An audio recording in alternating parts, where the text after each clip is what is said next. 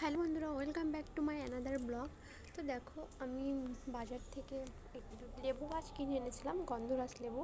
তো বেশ বড় হয়েছিল, কিন্তু তারপর কি হয়েছে, কি যেন পোকা, মানে সবুজ সবুজ, মানে ছোটো ছোটো মতো পোকা এই যে পাতাগুলো সব খেয়ে যাচ্ছে।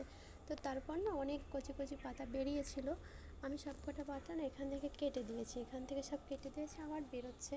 কিন্তু যখনই কচি কচি পাতাগুলো বেরোয় না, তখনই কি পোকায় খেয়ে যাচ্ছে, বুঝতে পারছি না। মানে দিনের বেলা দেখছি ঠিকই আছে, কোনো পোকা দেখতে পাচ্ছি না, তো রাত্রেবেলা দেখছি সব পাতাগুলো খেয়ে যাচ্ছে। তো আমার জানা নেই আসলে গাছে কী দিলে মানে পোকাগুলো মারা যাবে।